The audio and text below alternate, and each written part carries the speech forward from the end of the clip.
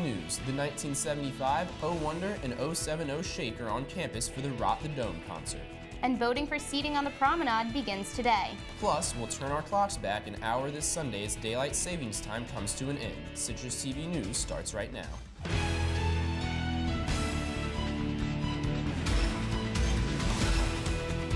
From the Citrus TV studios, this is Citrus TV News live at 6, your campus news leader. Good evening and welcome to Citrus TV News. I'm Brooke Glatz. And I'm Johnny Oliver. The Rock the Dome concert series is being held in the Dome at 6:30 p.m., and that's our top story tonight.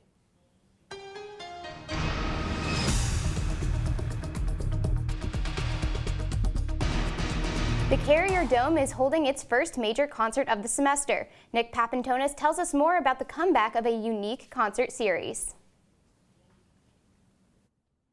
Thousands of people will be filling the Carrier Dome in just under 30 minutes for Rock the Dome, the first time this concert has been held since 2012.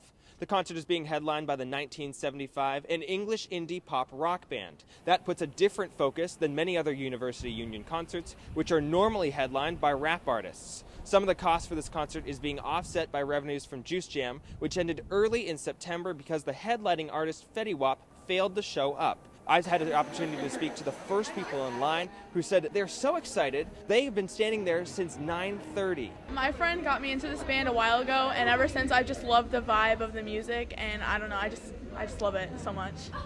This has been one of my favorite bands for the past 2 years, and they're finally coming to town, and I'm really excited. Representatives of the Dome say they want to hold more headlining concerts like the venue did back in the 80s and early 90s. And the upcoming edition of A Fixed Roof will help attract more large acts. Tickets are still available for tonight's concert. Those can be purchased through the Dome's website. From the Carrier Dome, Nick Papantonis, Citrus TV News. Doors open at the Dome at 6:30 and students are already lined up.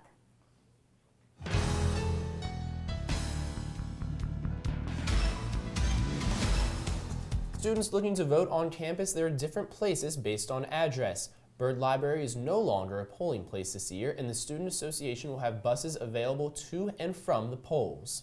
Students at Booth, Del Plaine, Ernie Davis, Haven, Kimmel, Marion, Shaw, Walnut, Washington Arms, and Watson will vote at Huntington Hall. Students at BBB, Day, Flint, Lawrenson, and Sadler will vote at Toomey, Albert Hall. And Sky Hall and South Campus will vote at Drumlins. Lyons Hall votes at the Ed Smith School.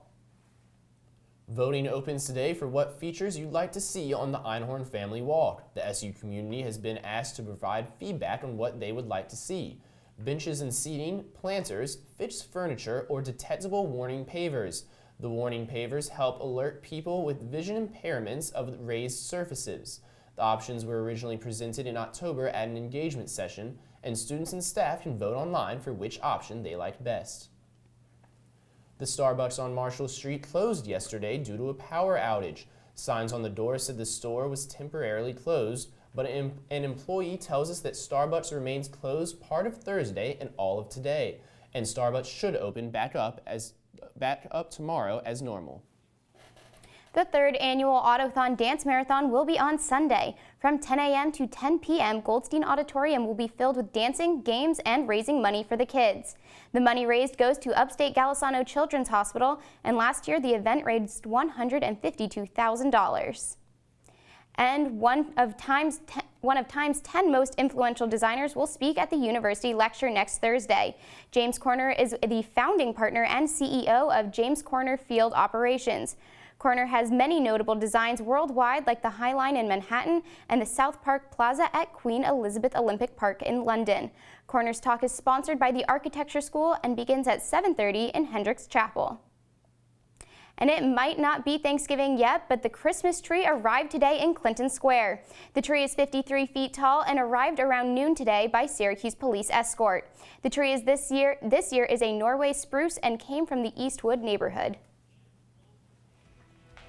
Coming up, the FBI is investigating possible terror threats. And a verdict has been reached in the New Jersey Bridgegate scandal. It's been a cloudy week here on campus, but the sun is out and shining bright today. What type of weather can you expect for going out tonight, and what type of weather can you expect for this weekend? I'll tell you coming up in my full forecast. Hey, look, it's those guys. Are you good to drive? I'm fine. How many did you have? I should be fine. You should be. Go and step out of the vehicle for me. See ya, buddy. Good luck. So turns out, buzz driving and drunk driving, they're the same thing, and it costs around $10,000. So not worth it.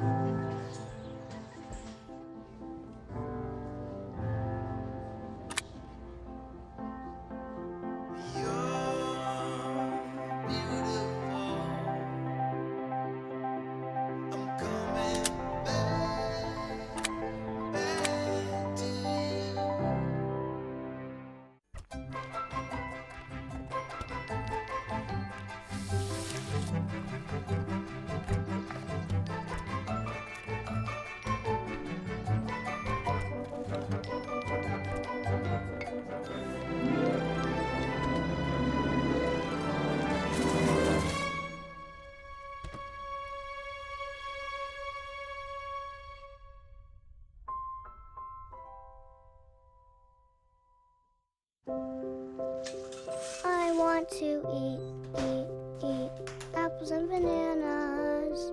I need to eat apples and bananas. Why can't I eat? 1 in 5 children struggles with hunger in America. Support the Feeding America nationwide network of food banks to help provide meals to those in need. Join us at feedingamerica.org.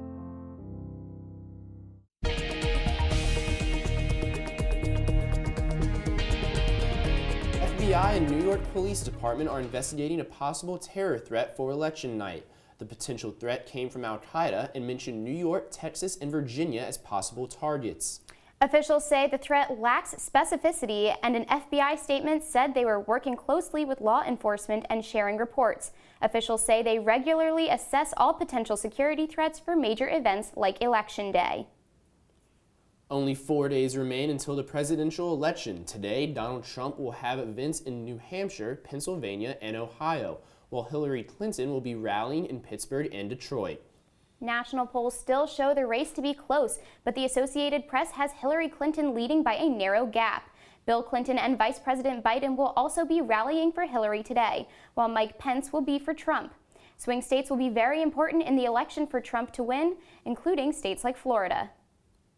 2 former aides of Chris Christie have been found guilty of all charges in the Bridgegate scandal. The jury reached the verdict today in a federal courtroom in New Jersey. Bridget Kelly, Christie's former chief of staff, and Bill Baroni, the former head of Port Authority, were charged with attempting to slow traffic to punish a Democratic mayor for not endorsing Christie for governor. Christie has denied knowledge of the plot, but both Kelly and Baroni testified that he was informed of the lane closure. A parade and rally celebrated the Cubs' win in Chicago today. This was the Cubs' first World Series championship in 108 years. The parade began around 10 a.m. at Wrigley Field, and the rally followed at noon with many public transportation delays due to large crowds of fans hours before the festivities even started. The city dyed the Chicago River blue to honor the team, and Chicago Public Schools celebrated with a day off. The Illinois governor even declared today as World Championship Chicago Cubs Day statewide. The trial of a former South Carolina police officer charged with murder of an unarmed black man continued today. Court resumed trial in Charleston, South Carolina, where there is debate over allowing the jury to see graphic video. The video shows former officer Michael Slager shooting Walter Scott 8 times after Scott fled from a traffic stop in April 2015. The video was seen nationwide on the internet but is currently being left out of the trial. Slager faces 30 years to life if convicted. A $10 million bond is set for the man charged with murder of 2 Iowa police officers. Scott Michael Green is charged with 2 counts of first-degree murder for what authorities describe as ambush-style attacks. Green's first court appearance was today, and the Iowa governor ordered all flags to be flown at half-staff in honor of the officers. Services are scheduled Monday and Tuesday for the 2 officers, and a national charity says it will donate money to help the officers' families. Today, investigators found a body during a search of property where a missing woman was found yesterday. Prosecutors say there may be even more remains on the South Carolina property. The body has not yet been identified. The suspect is a registered sex offender who appeared at a hearing today for a kidnapping charge. This is after the missing South Carolina woman was found yesterday chained inside a 30 feet by 15 feet container. The victim's boyfriend is also missing, and prosecutors say more charges may be filed as bodies of other women could be found in the area. Former Penn State football coach Jerry Sandusky appeared in court today. Sandusky wants his child sex abuse convictions overturned. The former coach is currently serving a 30 to 60-year sentence for sexually assaulting 10 boys. The former coach's lawyers called the appeal hearing to try and get his charges dismissed or a new trial. His lawyers believe prosecutors hid information about him, and a second victim is set to testify. The pipeline burst in Alabama is expected to be fixed by this weekend. The rupture of the Colonial Pipeline caused a raise in gas prices in the southeast and killed 1 worker and injured 5 others. The pipeline is in Shelby County, Alabama, and runs from the refineries in Houston to terminals in New Jersey. The company says it plans to restart the line on Sunday afternoon, and 1 fuel line had been shut down to fix the problem. The Environmental Protection Agency waived some requirements during this time to ensure gas supplies got to the affected areas. The U.S. government is expressing concerns over the increasing unrest and crackdowns in Turkey. This comes a day after the arrest of a dozen Kurdish lawmakers in a car bomb in the pro-Kurdish region of the country. Earlier this week, the Turkish government arrested the editor-in-chief of one of the country's most respected newspapers. White House officials say Turkey has an obligation to democracy despite the deadly attacks. Indonesian police say 1 person has died and 7 were injured in a fight after a protest by Muslims. The fight broke out between police and hardcore protesters in the capital, Jakarta, when protesters refused to disperse at night. A Jakarta police spokesman said Friday that an elderly man may have died from the effects of the tear gas used. The spokesman also confirmed that 4 civilians and 3 police officers were also injured. 2 American trainers were killed and another injured after a shooting at an airbase in Jordan. The military says it is not clear what caused the shooting, but shots were fired as the trainers entered the base. The U.S. Embassy in Jordan received reports about a security incident with U.S. personnel. It says that it is in touch with authorities. Last November, 2 Americans and 3 others were also killed in a shooting at a police training facility. And the United States has spent millions of dollars to help the area strengthen its borders.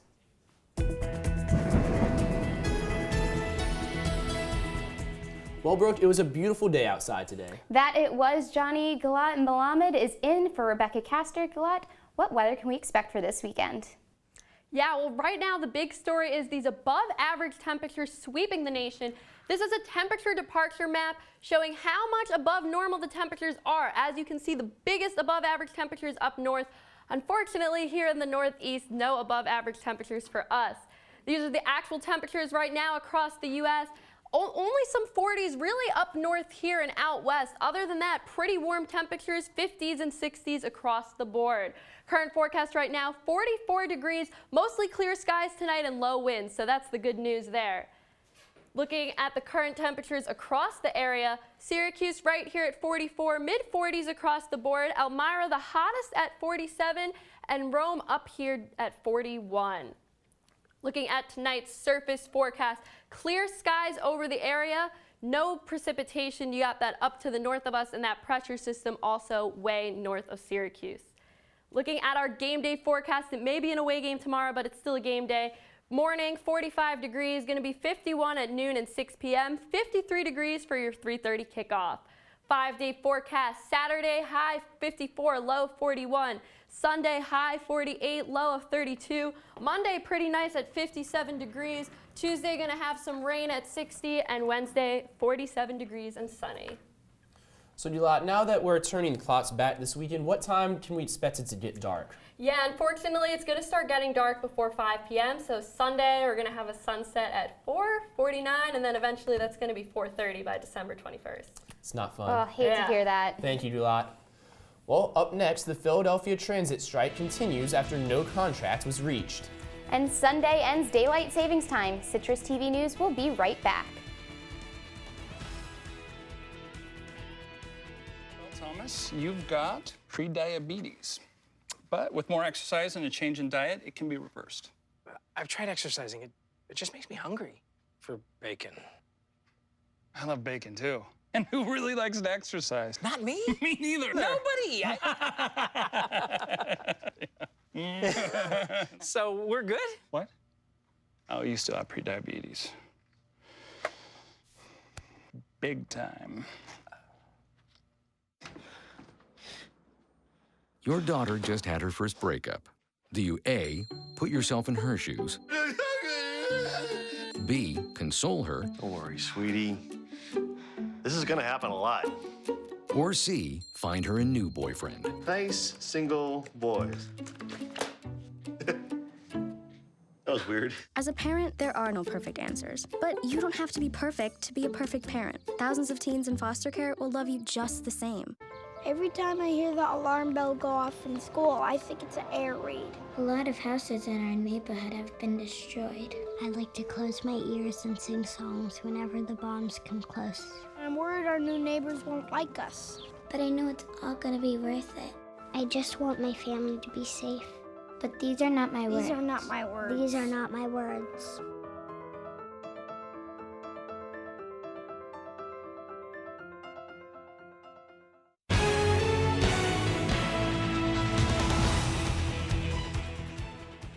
The Philadelphia transit strike is continuing today for the 4th straight day. Transit officials have asked a court to end the strike, saying that the disruption threatens the public's health and safety.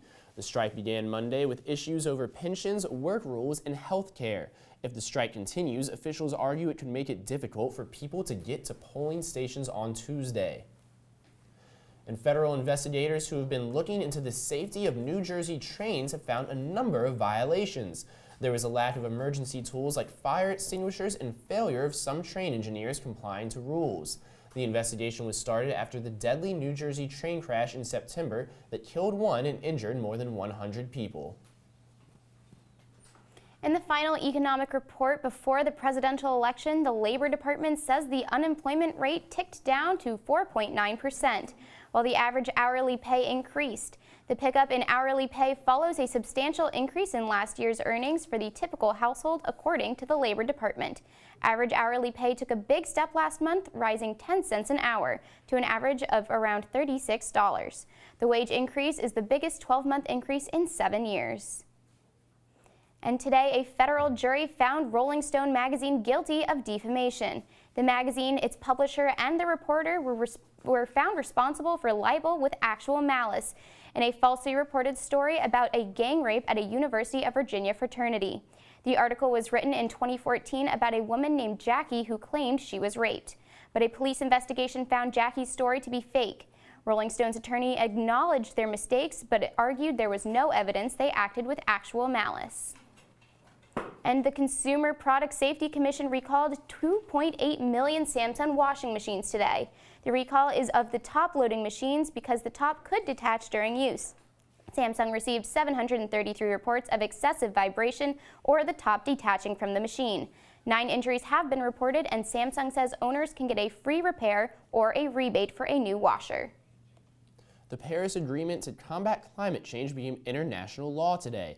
This is a landmark deal to tackle global warming. Scientists have praised the speed at which the agreement, signed by 192 parties last December, has come into force. So far, 96 countries have joined, with more countries expected to come aboard in the coming months.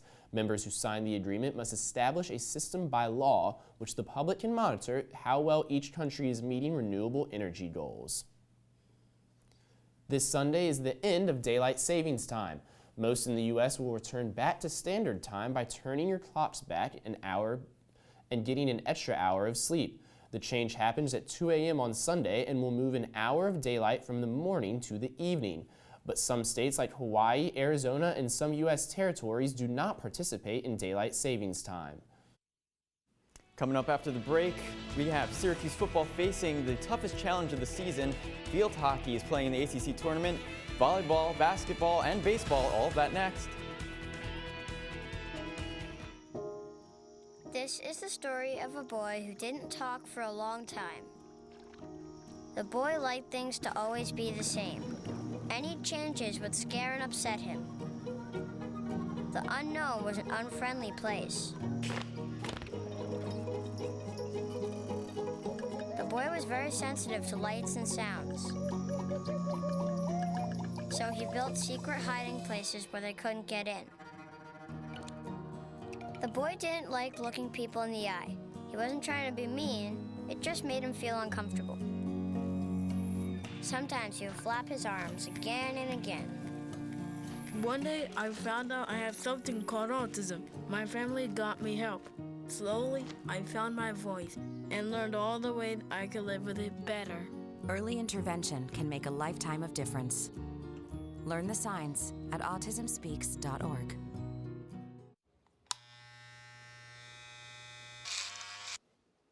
You've messed up your son's haircut. Mom? Do you A, try to fix it? Like it never happened. B, work with what you got? Or C, show solidarity? Thank you, baby. As a parent, there are no perfect answers. But you don't have to be perfect to be a perfect parent. Thousands of teens in foster care will love you just the same. There's one thing you can never have sex without. It's not something you buy. Or something you take. In fact, there's only one way to get it. It has to be given to you, freely. It's consent. Because sex without it isn't sex. It's rape. Consent. If you don't get it, you don't get it.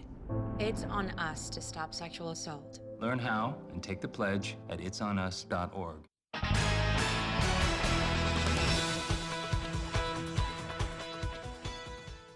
Syracuse football is back in action tomorrow after a bye week off last weekend. The Orange currently has a 4-4 record on the season. They're just 2 wins away from bowl eligibility. Of the 4 remaining scheduled games, the Orange is set to play a pair of ranked opponents. Their most immediate challenge comes tomorrow at 3rd-ranked Clemson.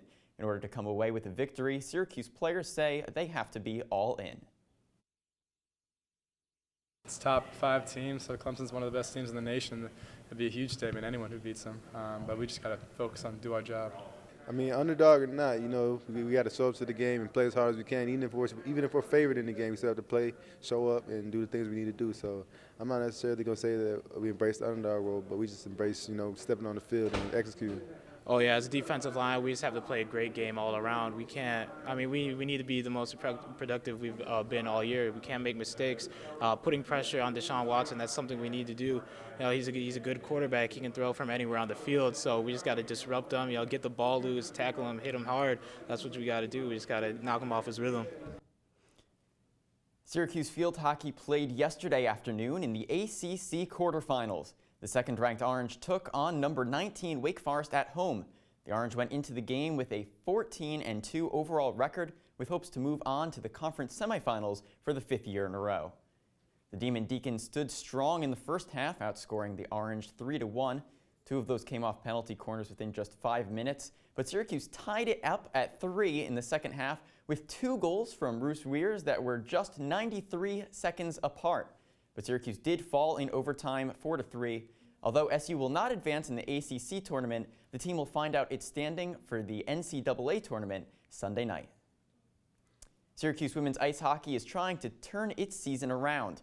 The Orange started out 0-4-2 on their 2016 campaign, but they're heading into tonight with a 2-game win streak. SU shut out Lindenwood 2 nights in a row this past weekend, winning both games 4-0. 6 different players scored for the Syracuse after the past 2 games, and they hope to keep the offensive drive alive as they start out a 4-game road trip within the hour. The Orange faces Robert Morris tonight at 7 p.m., a team the Orange won 3 of 4 matches against last season. Syracuse volleyball plays at Virginia tonight to finish a 2-game road trip. The Orange has beaten UVA at least once a year since joining the ACC. Conference play has been a struggle for SU so far this season, as they're only 5-8 in the ACC and have lost 5 of their last 6 matches. Virginia has been having similar difficulties, though, and won just its second of 12 ACC games on Saturday. The Syracuse Crunch play in Rochester tonight with puck drop set for 7:05 p.m. Syracuse has been consistent through the first 7 games of the season, picking up 4 wins but also dropping 3 regulation losses. Both the Crunch and the Americans are tied for 3rd place in the mini-division standings with 8 points each. The Crunch hopes to get ahead before coming home to play the last-placed Utica Comets tomorrow. And the New York Knicks look to win their first game on the road this season. Tonight they play the Chicago Bulls, who have won 3 of 4 games so far this season. The Bulls have the highest number of rebounds per game in the NBA this season and score the 5th most points. While the Knicks have been making a third of their 3-point shots this season, they'll also have to guard the 3-point line on defense tonight, where the Bulls rank in the top 3 for percentage made. The Brooklyn Nets try to get back to 500 tonight with their 3rd win of the season. They play the Charlotte Hornets at home at 7:30. Charlotte has won the past 4 games against the Nets, 3 of which ended with scores within 10 points. And the Cubs celebrated their World Series win today back in Chicago. The team and coaching staff paraded through the city with the Commissioner's Trophy. With them, 5 million came to the parade. This is the first time since 1908 where the Cubs have won the World Series, and they did so in dramatic fashion after being 3 games down to 1 against the Indians. The Cubs won the next 2 to even the series at 3 games apiece, and after blowing a 4-run lead in the 8th inning of Game 7, the Cubs went on to win 8-7 in extra innings. So, David, SU football is headed down to Clemson this weekend. I know they're a powerhouse, but do you think we'll be able to pull out a win? You know, both teams are orange, so we know at least orange is going to come out on top. But I have to say, I don't think Syracuse will be able to get there. They've been really good on offense, with ranking the top 30 for total offensive teams and top 9 for passing. But Clemson is ranked number 3. They're undefeated 8-0. I don't think that Syracuse can really make it out on top of this one. We'll have to wait and see. Thank you so much. much. Be a tough battle. Thanks, David. No problem. And we'll be right back with one last look at your weather. Stay with us. Ugh, good hair in my face. I see you mobbing over her. Let's go. Let's mob. Let's crawl. Let's crawl. Let's crawl. Hey, yo, we mobbing. Come on, girl. Let's crawl. Hey, yo, let's crawl. Hey, yo, let's crawl. Hey, let's crawl. Hey, yo, let's crawl.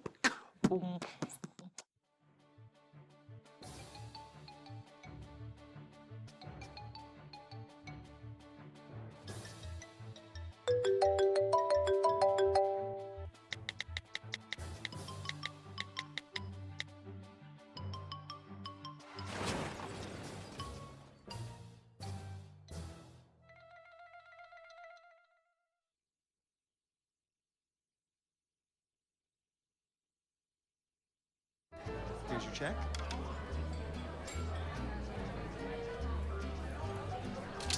Oh, you got it. You know, since I got rid of my car, I really enjoy walking. Okay. God, no. Getting pulled over for buzz driving could cost you around $10,000 in fines, legal fees, and increased insurance rates. Oh, you're home early. You live with your mom? That'll set your game back a few years. Buzzed, busted, and broke. Because buzz driving is drunk driving.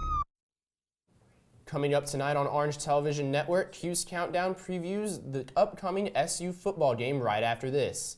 Then check out Syracuse Unpeeled at 7 p.m. and Q's Countdown again at 7:30, all on channel 14.1.